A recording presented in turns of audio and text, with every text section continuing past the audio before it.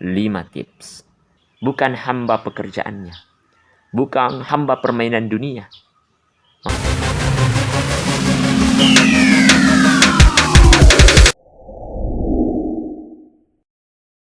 Assalamualaikum warahmatullahi wabarakatuh. Alhamdulillahirabbil alamin. Assalatu wassalamu ala Rasulillah. Segala puji bagi Allah yang masih mengizinkan kita untuk berada di bulan suci Ramadan, untuk melakukan berbagai amalia-amalia di dalamnya, dengan harapan kita bisa menjadi orang-orang yang bisa meraih kemuliaan dan keutamaan di bulan suci Ramadan. Pada saat ini kita akan mendengarkan 5 tips agar kita semangat melaksanakan amalia di bulan suci Ramadan. Saudaraku yang dirahmati oleh Allah Subhanahu wa taala, pernah ada masa di mana proses ibadah kita kepada Allah Subhanahu wa taala, ada fase kita tidak merasakan nikmat manisnya melaksanakan amalia-amalia di bulan suci Ramadan. Sehingga betapa banyak di antara kita yang tarawihan malas, mendengar ceramah malas, karena dia tidak merasakan manisnya. Agar kita merasakan manisnya, nikmatnya amalia-amalia di bulan suci Ramadan, ada 5 tips yang akan mengantarkan kita insya Allah merasakan nikmatnya, manisnya melakukan amalia di bulan suci Ramadan, sehingga kita senang, semangat untuk memaksimalkan amalia-amalia di bulan suci Ramadan. Pertama adalah setiap amalia Ramadan yang kita lakukan di bulan ini, di bulan suci Ramadan ini, niatkan karena Allah Subhanahu wa taala, alias ikhlaskan karena Allah semata, yang ditandai memulainya dengan mengucapkan basmalah karena Allah, bismillah, billah, karena Allah. Ya, setelah mengerjakannya kita mengucapkan pujian kepada Allah. Segala puji bagi Allah yang memberikan kekuatan kepada saya untuk mampu melakukannya. Dan bertawakal dengan mengucapkan la haula wala quwata illa billah. Karena kapan kita tidak melakukan hal ini, ibadah kita lakukan bukan karena Allah Subhanahu wa taala, karena manusia, selain Allah, karena yang lainnya, maka ibadah itu akan terasa berat. Sebagaimana ibadahnya orang-orang munafik. Dalam Al-Quran, dalam surah An-Nisa ayat 142, kata Allah, innal munafikina yukhadi'una Allah wa hum yukhadi'uhum. Sesungguhnya orang-orang munafik menipu Allah, tapi mereka menipu diri sendiri. Ya, karena kenapa? Dia melakukan ibadah karena hanya ingin dilihat oleh manusia bahwa dia rajin tarawihan, rajin tahajudan. Bukan karena Allah. Sehingga menipu dirinya karena tidak jadi pahala. Sehingga apa? Dia tidak merasakan manisnya dalam beribadah. Karena tidak ditolong oleh Allah Subhanahu wa taala. Karena dia bukan bekerja karena Allah. Beribadah bukan karena Allah Subhanahu wa taala. Sehingga apa kata Allah? Wa idza qamu ila sholati qamu kusala. Ketika diajak untuk mendirikan salat dia malas, diajak tarawih malas. Riya'an linnas, karena dia riya manusia, wala yazkurunallaha illa qalila. Ya, dia tidak mengingat Allah kecuali hanya sedikit. Kalau tarawihannya panjang, dia menggerutu panjang sekali ayatnya. Ya. Dia mau seolah-olah pindah masjid, cari masjid yang pendek-pendek bacaannya. Itu orang munafik. Ya. Kalau kita masih merasa seperti itu, maka luruskan niat kita. Mungkin niat kita belum benar. Kita melakukan ibadah bukan karena Allah. Wala yazkurunallaha illa qalila. Dia tidak mengingat Allah kecuali hanya sedikit. Kalau dengarkan ceramah yang mengajak untuk mengingat kepada Allah, panjang ceramahnya dia protes, turun. Sudah terlalu lama.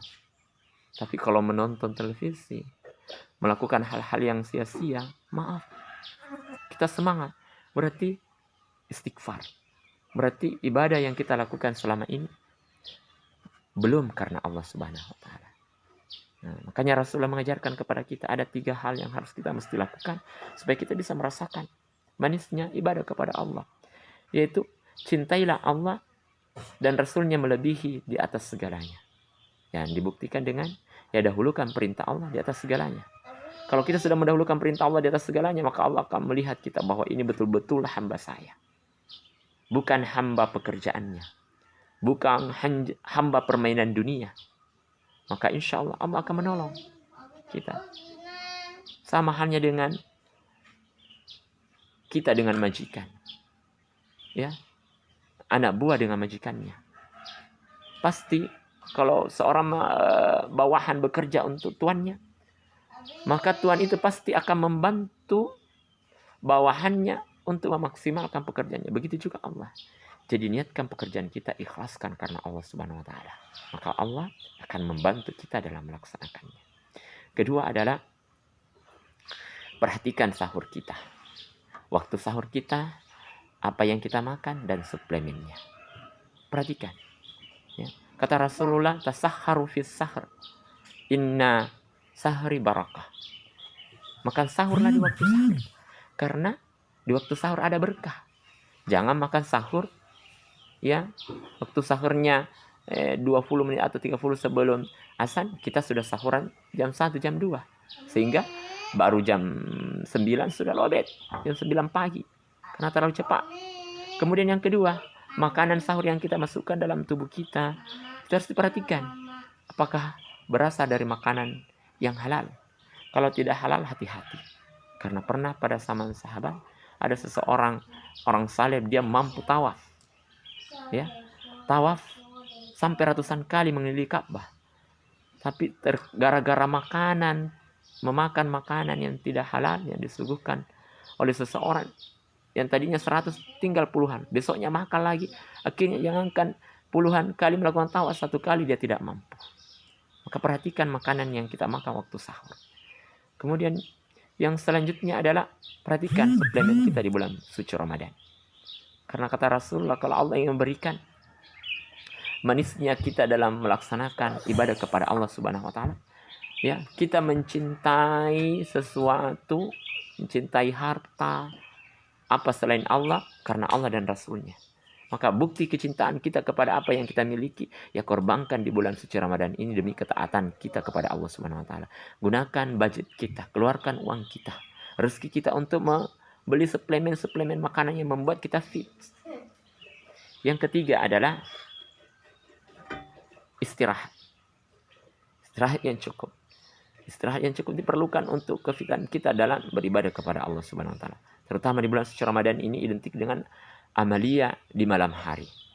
Nah, makanya Rasulullah SAW menganjurkan kita untuk melakukan qiyamullah, tidur sebelum waktu zuhur atau tidur sesudah salat zuhur sebelum dan bangun sebelum waktu salat asar. Maka itu akan memberikan kekuatan, tambahan kekuatan di malam hari untuk melakukan qiyamul lail, baca Al-Quran, zikir, tahajud. Ya. Nah, menurut ilmu kesehatan, ya dalam 24 jam kita harus istirahat 8 jam. Nah, kita harus lakukan. Yang selanjutnya keempat adalah jangan lupa berolahraga. Olahraga itu membuat kita bugar. Karena kenapa? Dengan olahraga kita akan melancarkan peredaran darah kita sehingga kita tidak merasa capek-capek ya, karena darah lancar, suplemen mengalir dalam darah kita lancar, oksigen lancar sehingga muka terasa segar walaupun di bulan puasa.